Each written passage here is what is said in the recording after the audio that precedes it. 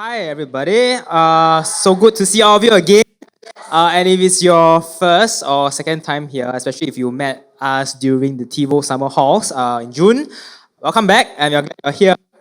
June was really a crazy period in a good way. First, we had our friend zones with the youth team. Okay, all four sessions we did throughout June. It was really amazing. A lot of friends came as well. We had our laser tag. Very interesting. This whole arena was transformed, and also we had, of course, have gathering on together with the RR series, and it was really packed with like friends, like, noise and fun vibes, right? But okay, now in July. Okay, is this mic okay? We are in July. This is a forbidden word, July. All right, for all the students, school is back. Okay, only one excited. All right, and then some of us, we're already feeling the heat, right? We are trying to, hopefully you're not catching up homework, but if you are, yes, you're catching up homework, you have CCA trainings, you have tuition, I don't know, on top of that, family expectations, all adds up, right? And also on top of that, we have, oh, I'm cutting off. Okay, give me a few seconds, maybe let's change the mic.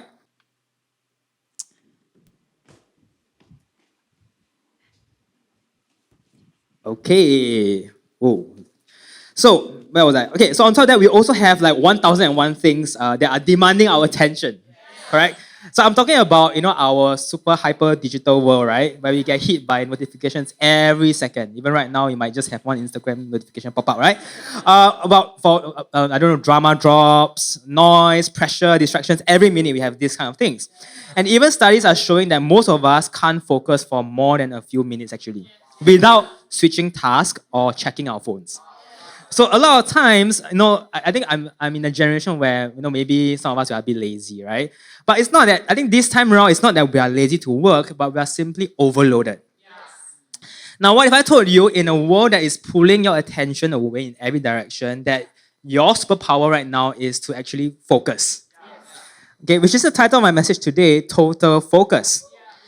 So not about, hyping yourself up, not about just hustling alone, not pretending to be someone you are not, but simply learning how to focus with purpose. Or the word to lock in, right? To build your dream life one intentional step at a time. Now, here's what I believe in, right? If you can master your focus, you can shape your future. You can grow in school, you can grow in character, you can grow into the person God designed you to be. And today I want to show you how. And we're going to break it down into three big areas. Okay, I call them the three C's of today's of total focus. And the first one is clarity, second is consistency, and the third is commitment.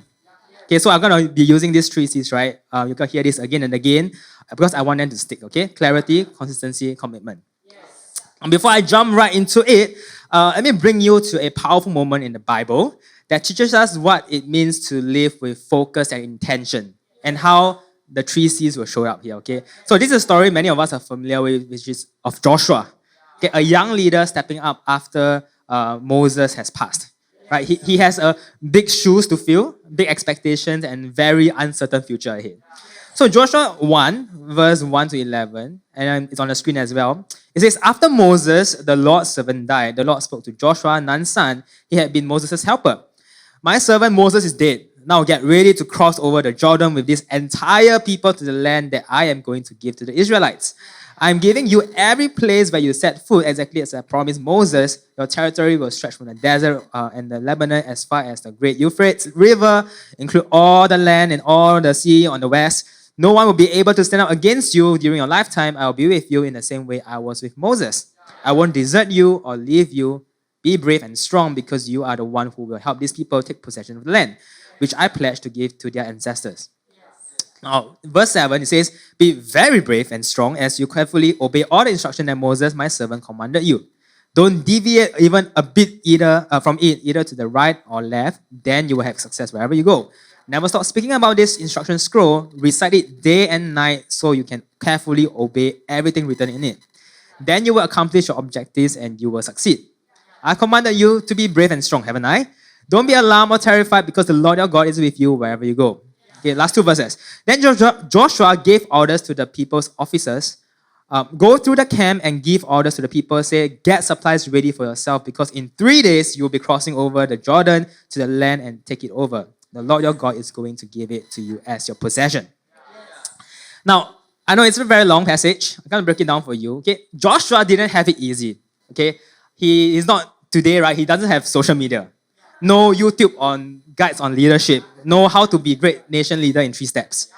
What he had was a promise, quite a scary one, right? A promise and a process. He had to find clarity on what God was calling him to do. He had to walk in consistency, step by step, even when it was hard. And he had to take that first commitment to cross the Jordan River. Not just, oh God, I just dream about it. Okay? And that's what we're going to learn today. Because like Joshua, each of us have something we are meant to step into. Whether it's a goal that you set this year, a calling, a better version of who we could be. But the only way to get that well is to focus. So we're going to look into each of the 3 C's and how we can work on them, okay?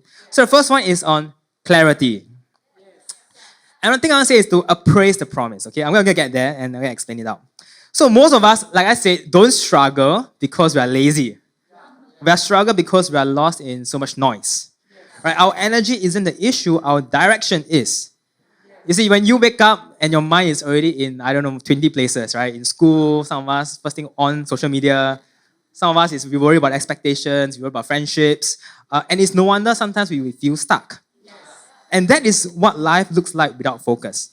Right? You are moving, but you are not moving forward. And that's why the first C, right, is clarity. And clarity begins when you start to appraise the promise, okay? So here's the thing. Every one of us has a promise over our lives. You can call it dream, a goal, a vision. But many of us are chasing after things we haven't even defined. We say we want success, but what does success look like? We say success, but then we don't know where we're going. We say we want to be better humans, right? But better at what area, right? Listen, you can't aim for something you haven't named. And you won't stay focused on something you haven't made personal. So again, I'm going to go back to the story of Joshua in verses 2 and 6. And God says, my servant Moses is dead. Now get ready to cross over the Jordan with this entire people to the land that I am giving to you, giving to the Israelites. Verse 6, be brave and strong because you are the one who will help these people take possession of the land which I pledged to give to their ancestors. So God gave Joshua a crystal clear vision. He wasn't just told what to do, he was reminded why it matters. Joshua had a point B, a promise to step into. And right at the moment, he had to evaluate his point A, the reality he was starting from. You see, some of us, we don't know it either, right? In our life, we are reacting, we are floating, we are hustling without heading, right? We don't know where to go. Others know where they want to go, but they have no idea what's holding them back. You see, you can't move with power and intention until you know where you stand. And you won't know where you stand unless you become brutally honest with yourself. So let me tell you a story first, right, about Ed Sheeran. Right? You all know who is he, right? Before Ed Sheeran became a global superstar, before the Grammy Awards, the sold-out stadiums, and Spotify records, he was just a very regular kid from a small town in England. I can't believe that's him, but that's him. He didn't have that look as a pop idol, right? He had messy hair, a stutter when he was younger, and very thick glasses. No label was chasing him, no hype. He only had just passion. Now, and if you have time, right, I would encourage you to go and do a quick search on Ed Sheeran when he sang at 13, 14 years old. It was quite terrible, okay? Let me tell you first, I think most of you here can sing better than him. But that didn't stop him. Because Ed Sheeran had a clear dream, a point B. He knew he wanted to write music that mattered. Songs that told stories, songs that connected. And he was brutally honest about where he was starting from, his point A. He couldn't sing for nuts. So what did he do? He dropped out of school at 16, he grabbed his guitar, he started playing everywhere. Over 300 shows a year. That's almost one every 1 or 2 days, right? In pubs, open mics, train stations, sometimes he slept on strangers' couches, in parks or even on streets. And he practiced so hard, attended lessons to improve his vocals. And today he's one of the best-selling artists in the world. Not because he followed someone else's path, like I cannot do this, I can't do that, but because he stayed focused on his own. Now, how about us? Do we know our point B? Because if there is no goal, no starting point, there can never be a direction in life. It could be as simple as setting short-term goals for your studies, right, to pass the subject they have been struggling with. Or, I don't know, maybe it's about your dreams, to start saving money to fulfill your dreams in the future. Listen, everyone has a bright future ahead of them. Are you clear about where you are heading? Or even who you are becoming? And are we brutally honest with our point A? So it's not about putting yourself down, right? But if we're never honest about where we are at, how far we are from point B, we can never make progress effectively. Right? Are you struggling with your studies or work? And you got to be honest and specific. Right? Not just, I'm bad at my studies, that's it. But which subjects, topics are you falling behind? And what are the essential things you need to do so that you can make progress?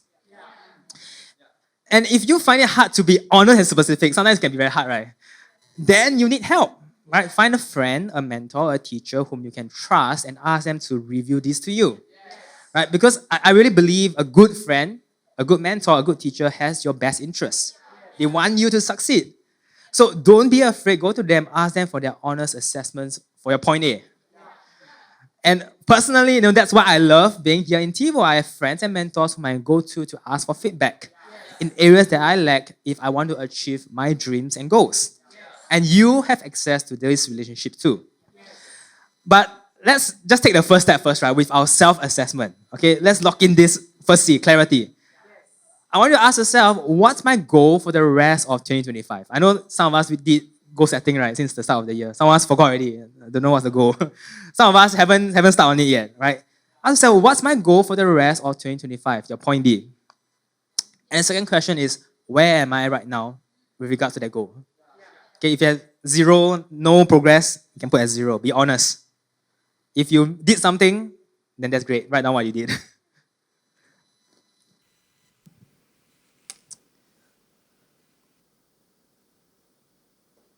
Awesome? Okay, if not, just save the questions and then you can write it later on. So, yes, we talked about clarity. You know your point A and point B. You define the promise, you appraise the dream. But now comes the real challenge, right? How do we get there? How can we stay on track? Because the truth is, most people don't quit because they don't have a goal. They quit because they can't stay consistent to the process. Which brings me to the next C, which is my favorite, right, is consistency. Okay? And in here, to adjust the process. Okay, what do I say with me, right? Process. Now, listen, you can't reach a new place with old patterns.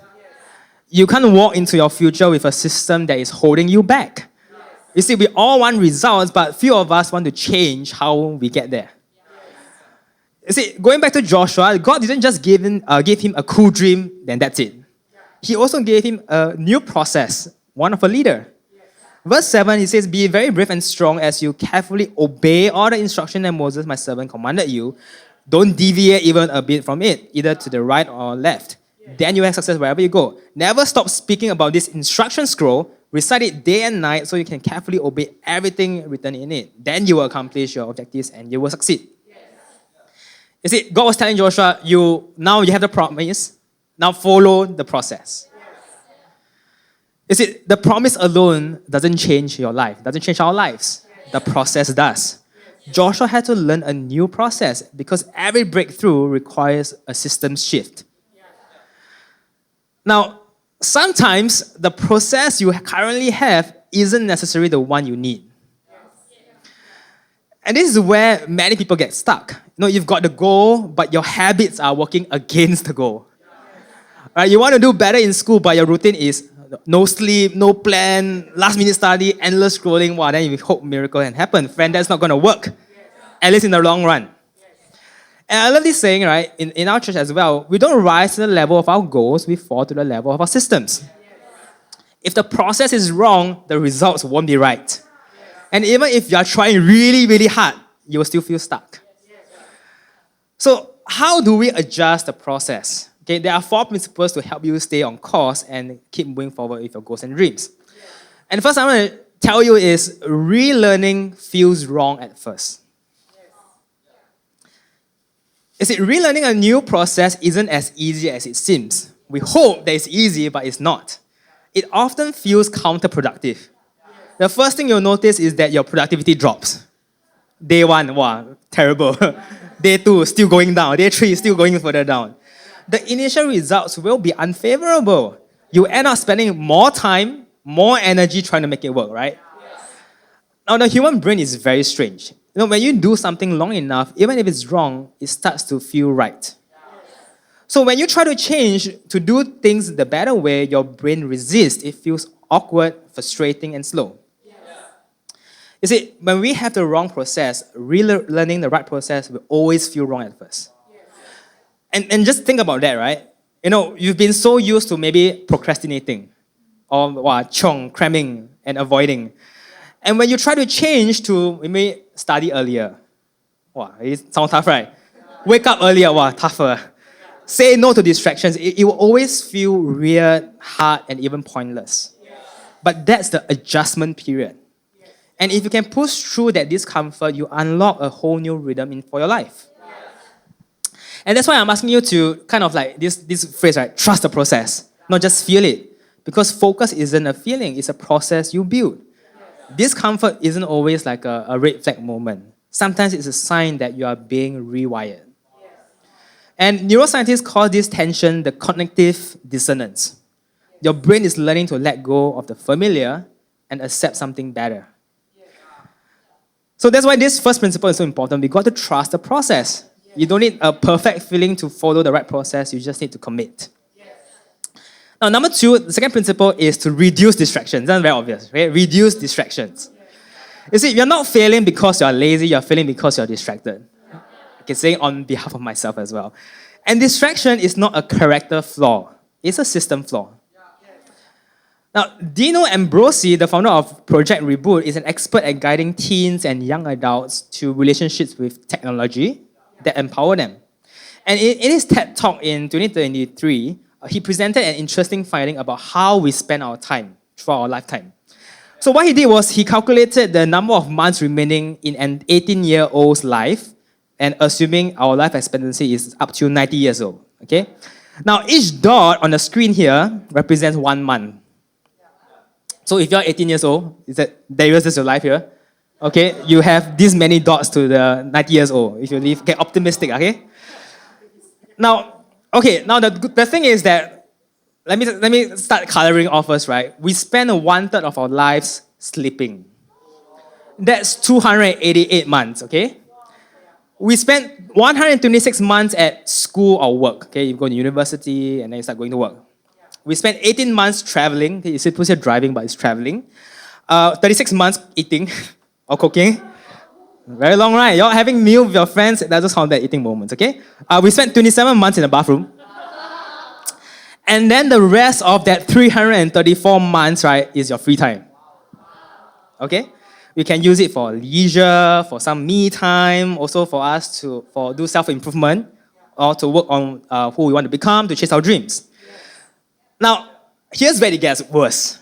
You see, technology has become so integral in our lives, right, that we are glued to our screen all the time. A study in Singapore found that young people check their phones more than 100 times a day. I hope you don't do it right now, okay? That's once every 10 minutes. And in here, he says, today an average 18-year-old spends 93% of their free time on social media. Okay. So Darius, you don't have a lot of months left, okay, in your life. So, this does not look good to me. Now imagine getting to the age of 90, right, seeing this visualization on how we spend our time after 18, and thinking about all the things you could have done but did not do because you're distracted. Okay, I'm also guilty of this. Okay, I'm not perfect. I sometimes find myself unproductively doom scrolling when I wake up before I go to bed. Now, but what if, instead of being unproductive on our phones, what if we have taken parts of that time to work on something more meaningful? You see, that's why God told Joshua, don't deviate even a bit to the right or to the left. And that's not just physical direction, it's about mental focus. What you give attention to will grow. What you ignore will fade. So this is the question you need to answer yourself, right? What's one distraction you can starve today, right, so your purpose can grow? Can be your, social media. If you find yourself doom scrolling, okay? social media is not wrong, guys. Okay, let me just say this. It's okay if you have a healthy relationship with social media, but if you are just scrolling, then you snooze, and then you are late for something, and then you are late for school, and then you are not doing your homework, that's where it gets unhealthy. Okay, so number 3 is to seize the mundane. You see, you don't need a big moment to build momentum. Seizing the mundane is about getting motivated by small, boring tasks that train your brain for focus. Things like doing your chores right away, replying to a message you put off, organizing your study notes, keeping your workspace, your table tidy, sleeping early, even if it's not exam week. You see, these things seem boring, but they grease the wheels of your brain. Because your brain feels satisfied when you check things off the list. Every small action builds mental momentum. You see, when you clear out the small stuff, you free up energy for the big stuff. You stop wasting brain power on clutter and start focusing on what really matters. And that's why it's not just about working harder, it's about creating a system that works, that helps you work smarter. And that system starts with the mundane. And I'll share this, right? Plus, this is one of the most practical and useful advice I'm going to ever give you, right? Especially if you are studying at home. I remember I was preparing for my O-levels many years back. But there were always distractions when I was studying. Asian household confirm have one, okay? My beloved mom, right, will often barge into my room to do housework. Sweep the floor, mop the floor, then you have to move around, then it's like, sorry, right? To somehow remind me to make my bed, pack my room, and which I didn't have a habit previously. To remind me also to take my lunch and my dinner. Okay, how many of you have experienced this before? Okay.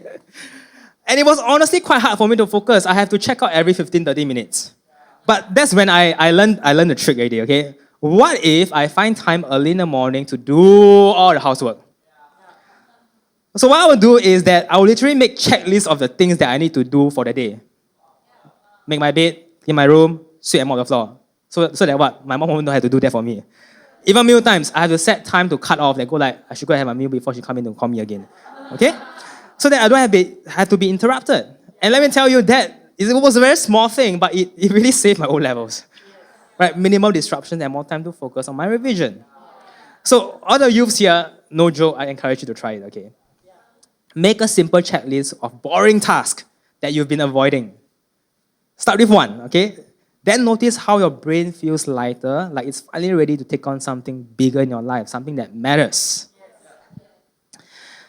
Now, number 4 is to simplify the process.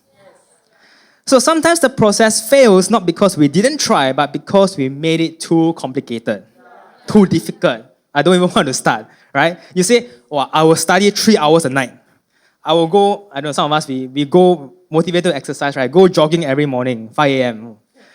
I'll do 5 acts of kindness every day. Actually, this is quite achievable. You try, and then first day, not bad, motivated. Second day, third day, then crash. You see, here's the thing. If the process is too complex or too complicated, your brain will quit before your heart does. So simplify it. If you want to study better, don't chong 3 hours straight. If you haven't even done 15 minutes, right? Do 15 minutes first. Focus 15 minutes a day to study. If you want to be healthier, don't have to chong run if you cannot run yet. Maybe just 1 glass of water before every meal. Right? Simple, doable, repeatable. Now let me share with you another story that might sound strange at first, but is one that really captured this idea of simplicity, right? So there's this guy named Kobun Chino Otogawa. Okay, he was a Japanese Zen monk, a quiet man, deeply spiritual, with a calm presence that made people lean in when he spoke. And he wasn't your typical religious teacher. He didn't wear prestige like a badge, but he carried a depth, a simplicity that left an impact on everyone who spent time with him. So Kobun moved to the US in the 1960s, part of the wave of Japanese spiritual teachers sharing Zen with the West. And he didn't teach through lectures or sermons. He taught through presence, being close with people, through practice, through moments. And one of the practices he shared was Kyudo, the ancient art of Zen archery. But to Kobun, Kyudo wasn't about hitting targets. It was about training your inner world, calming the mind, simplifying the movement, and becoming one with the process. Now, one day, he was invited to do a Kyudo demonstration at the Esalen Institute, a famous retreat center in Big Sur, California. And Esalen was a place where they call them seekers gathered, right? Philosophers, artists, scientists, musicians, anyone who wanted to think deeply and live meaningfully. And the demonstration was set outdoors near a steep cliff that overlooked the vast Pacific Ocean. Oh, very nice, okay? And they placed a target on the knoll, and the wind was gentle, the waves were clashing below, was great. And a small crowd gathered, expecting to see precision, technique, and mastery. Now, Kobun, he stood at a distance from the target. He did his usual, he breathed, he adjusted his stance, he raised the bow, he drew the string and released.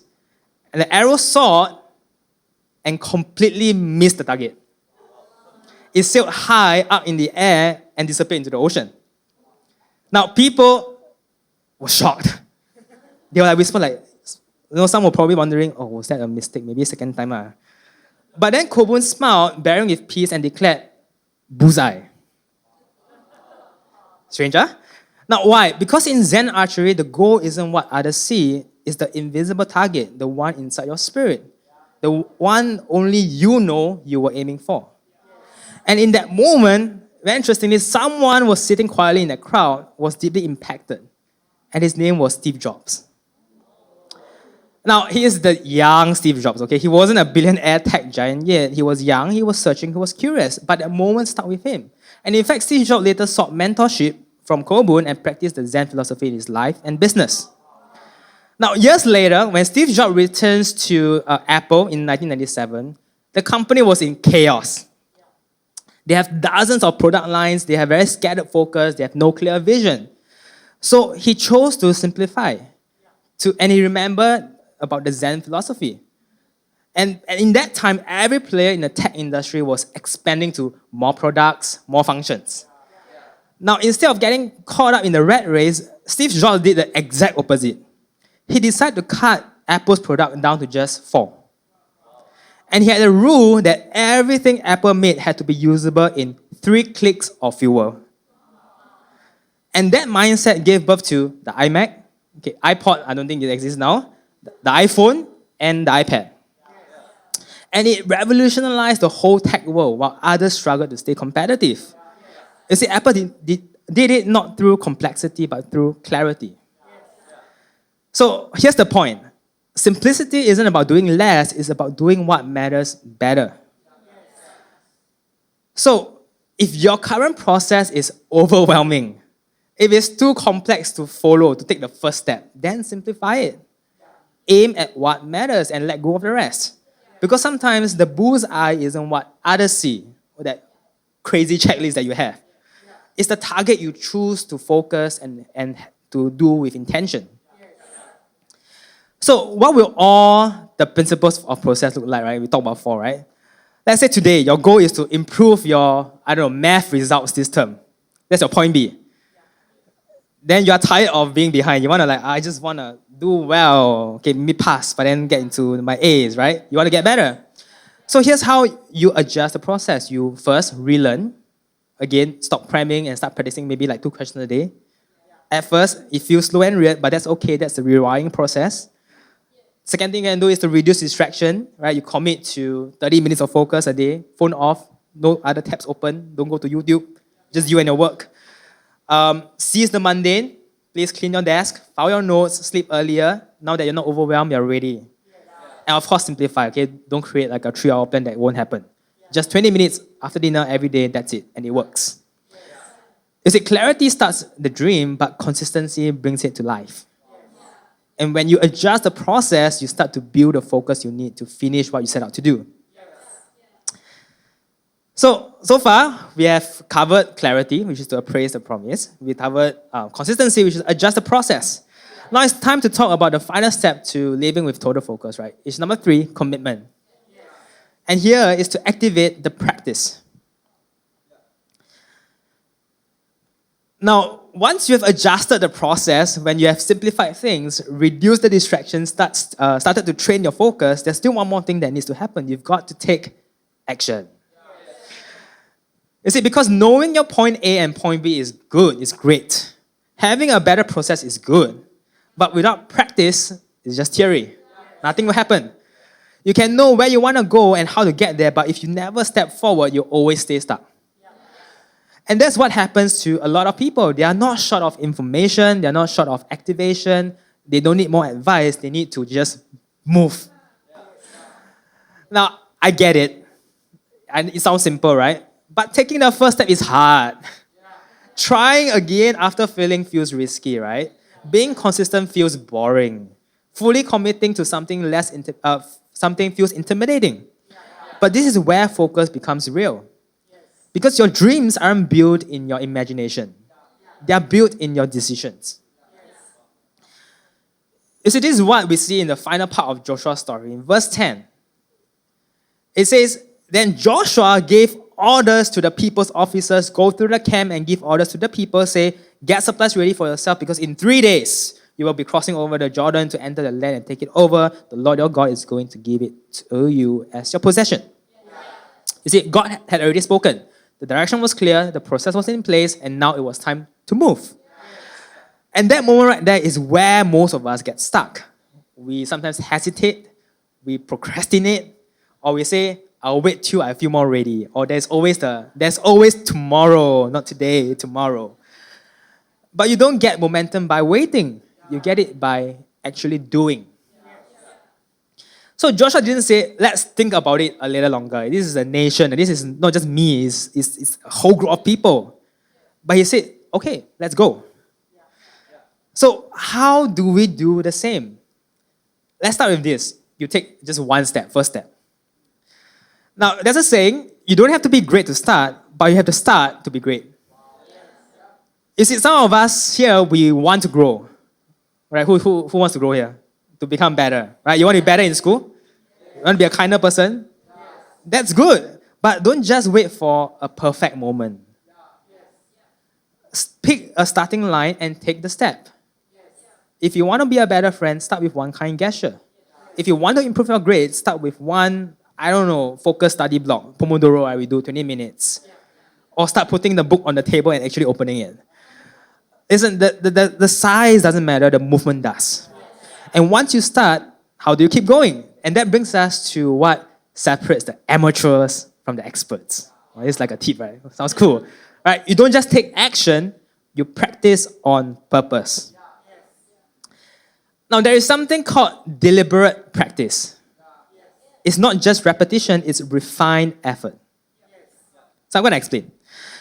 So there's a guy named Anders Ericsson, and he's the researcher behind the whole 10,000 hour rule. Okay, how many of you heard of that before?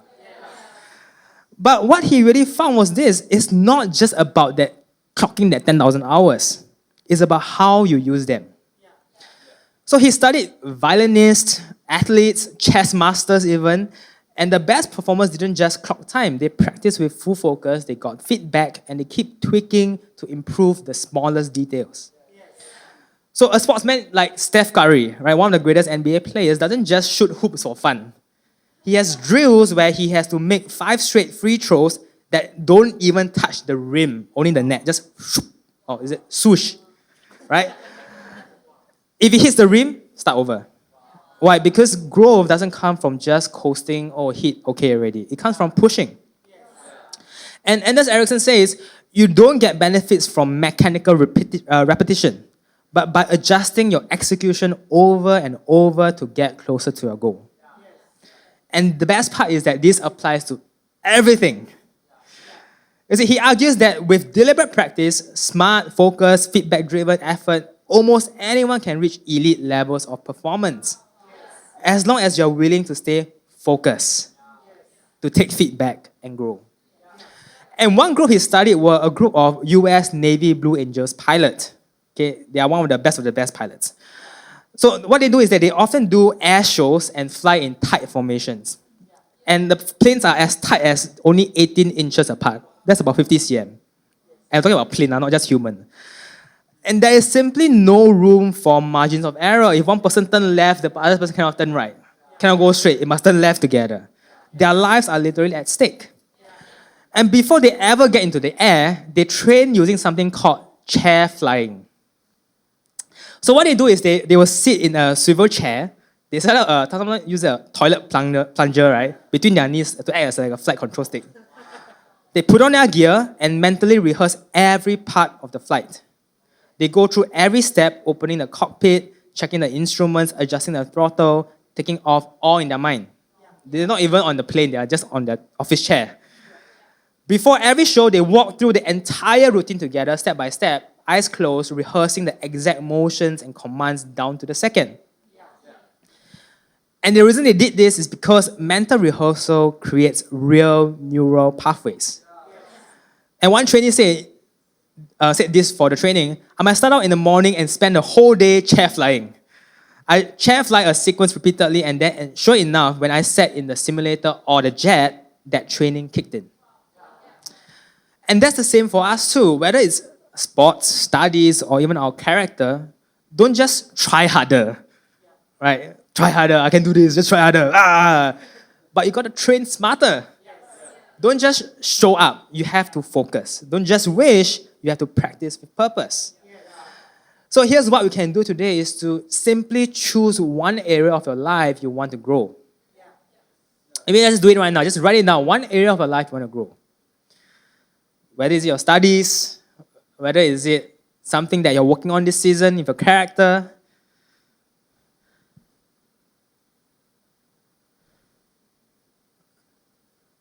So I encourage you, take one small step to start and repeat the step intentionally every day over the next few days. And start small, stay sharp, don't coast, don't quit. Because when you take action with commitment, you're no longer just dreaming, you are actually building a life. And if you keep at it, I promise you, you look back one day and realize, hey, you're not the same person anymore. You have grown, you have matured, you've changed. All because you took that first step, that one step. And then another, and then another. Until one day you reach your goals and dreams. You see, that's what happened to Joshua. You imagine that he'll just walk across the river, full stop. But it's that step by step, walking towards the river, to the bank, crossing the river, and to get to the other side. And there's the edge of the land only. They still have to travel further in. So I'm going to land now. I'm going to start, we started talking about Joshua, a young man facing the weight of expectation, responsibility, and fear. God gave him a purpose, a process, and then told him to move. Joshua did. And he didn't wait for the perfect timing. He didn't wait to feel more confident. He stepped forward with focus. And that's the same invitation for us today. You see, remember, if you can master your focus, you can shape your future. You see, you were not made to scroll on your phone endlessly, to stress constantly, or to live in chaos. You were made for purpose. You were made for impact. You were made to focus. Now, I don't know what your goals and dreams look like today.